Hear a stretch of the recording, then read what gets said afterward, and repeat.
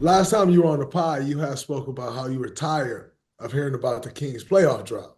Um, you obviously went on to break that drought. Y'all obviously face us, unfortunately. But what was it that you end up finding? It's tough talk to Tough have. task, tough task, tough task. What, especially in your first playoff series, because what it came down to is y'all were probably a better team than us. We just had the know-how. Like we knew between me and Steph and just us talking, and then Clay, like Clay being who he is and what he's done, we just knew how Mhm. to do it.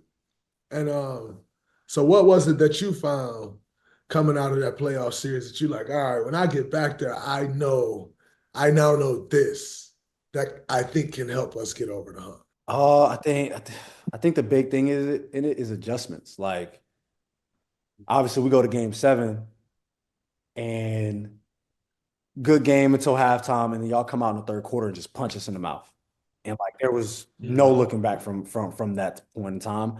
But I just think every time y'all made an adjustment, it like frazzled everybody because guys have been Yeah. in those positions. Like I think Domas had played in the playoff series before, but and then HB obviously had played in the finals. But other than that, like it was my first time, it was Malik's first time.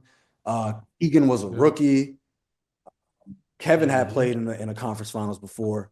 But like most of the guys, especially our main guys, were, it's our first time doing this. TD's first time, Davion's Right. first time.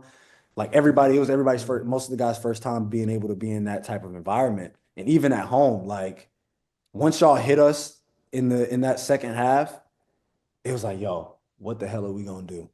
Like we couldn't Yeah. figure out a way to stop nobody. Then we couldn't really score. Y'all up the physicality from the first 6 games, and I think it kind of rattled everybody, and it was pretty much over. Like we literally couldn't. We Mhm. had no answer for anything that y'all had at that point.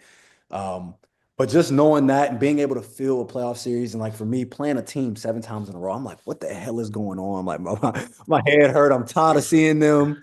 Like it was Yeah. different, but I love the feeling. Like I'm like, bro, Mhm. I'm in the best shape of my life. Like I feel like I could play for another month. And then even last year, after we beat y'all and then we lost to the Pelicans, I'm like, bro, like I'm in the best shape. Like I feel like hell. And then the Pelicans go get swept by OKC. I'm like, shit, they could let us win, and we like I would have got us a game. I would have got us one game. But just being able to have that feeling, it's like it's hard to describe unless you've been through it. But on what it Yeah. Yeah. felt like, I'm like, I need to get back there and try to take those next steps because you don't want to be a part of a team that's just, you get in the first round, you get bounced. You get in the first round, you get bounced. Now, are you looking at blowing Mhm. teams up after that? So it was a good feeling to break that. But at the end of the day, bro, I'm a competitor. So just getting to Yeah. the playoff, I obviously was losing to a team that had just won the championship.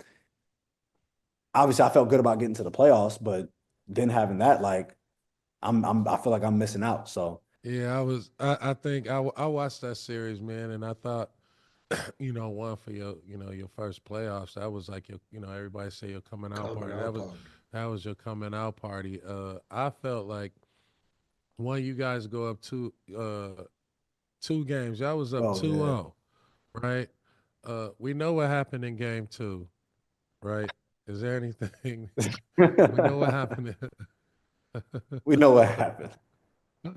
We know what happened in game What two. happened in game two, BD? Man, you got then you get ejected and kicked Oh, out. you talking about when Bruh grabbed my ankle with both of his I ain't see hands? it.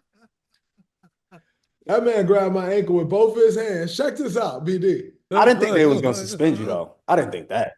look, Doc. I But mean, if I get suspended, that was the like, most pivotal point in the series, though. It wait was. 1 second though, BD, time out. He grabbed my ankle with both hands. And they specifically told me, nah, that ain't nothing. I just didn't move my arm a few weeks ago. I didn't grab. I just didn't move my arm, and so Zach Edey tripped, and I was upgraded to a flagrant foul after the game. Right. Now, but when my ankle was grabbed with two hands, they told me that That wasn't nothing. I said, that's crazy. So that's number one, BD. Number two, it was a turning point. You know why it was a turning point? Because they were up 2-0. Yes. And they went up 2-0, and they should have just left things the way they were. Mike Brown come out like, oh, we're going to see what the league do. Number one, I was pissed at Mike because, bro, you've been in the foxhole with me. You know the bullshit that I've been up against. And you go feed this narrative. Yeah. And ultimately, I think it cost them because you changed the way the series look. You up 2-0, leave everything the same. You want the same. You want the same nothing. Smoke. You want the same smoke. Yeah. We did. Because, because guess what? You know why? So here's what happened. You changed the way it looked. Now your game plan that is set for the team with me. So now you're essentially going into a playoff game where they're completely game plan for you and what you want to do, and you're essentially going into the game with no game plan for what they're going to do. Yeah. And it's like when Ja got hurt when we was playing them in the championship year, they beat us by 50 the next game because we went into a game, and it's not on the coaches. It's just you haven't seen it. Whereas they've seen your game plan for 2 straight games. So once y'all changed the game plan, essentially by him saying, oh, we'll see what the league gonna do, as opposed to saying, let's move on. He fueled the fire, and then y'all got blown out. Now coming back in game 4, again, here's the know-how. We know the adjustments we need to make, right?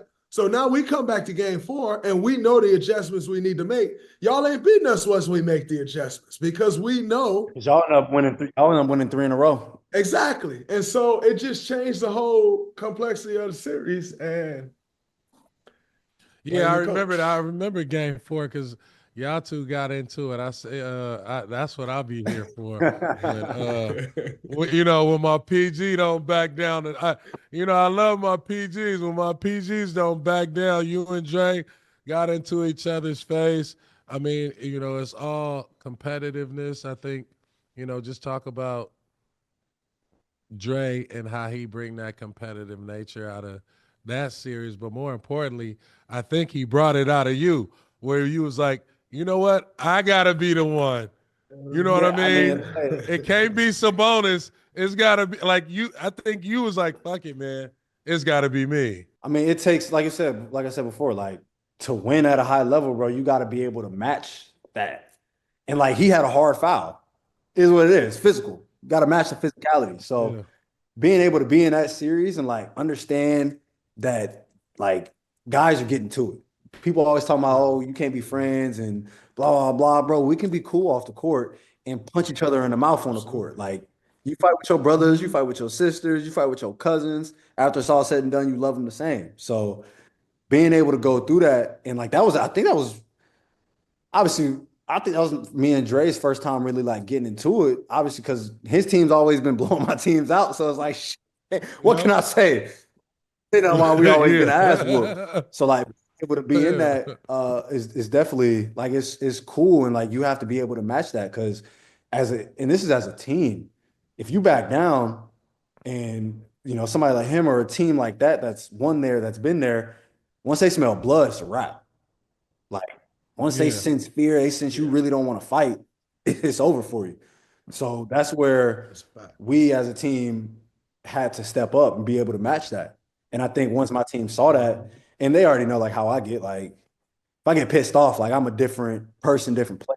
So like them being able to see that, I think helped us be able to extend the series. Cause like you said, they won 3 straight. We go into game 6 at their crib, like y'all can lay down or y'all can try to bring it back home.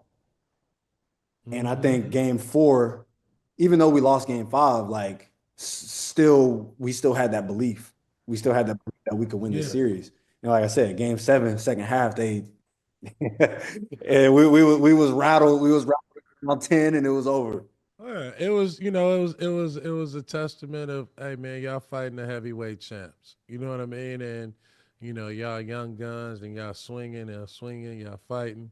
But there's something to what these dudes know.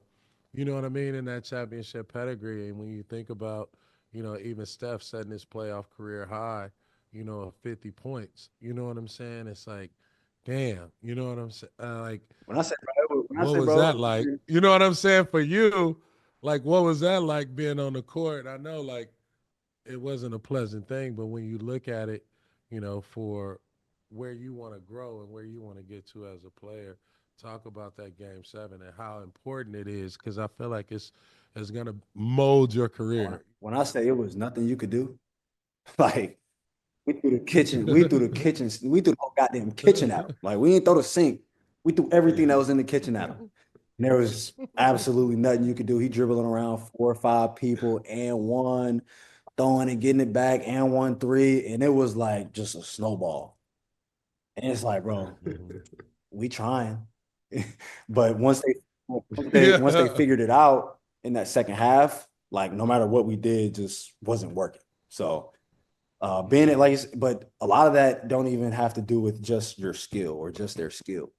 It had to do with their know-how. Mm-hmm. Once Yep. they knew what was going on, how it was going, everybody got it going. Like it wasn't just Steph, it was everybody got it going, and there was just nothing we could do because we hadn't been there and we didn't know how to adjust to the last thing that they did. And like I said, that's when the series just was over. It's crazy because, and when you talk about making adjustments, like there's more than just game plan adjustments that need to be made. Like sometimes, and you kind of just hit at it. Sometimes in the playoffs, it's attitude adjustments that have to be made. And after y'all popped us in game 6, the next morning,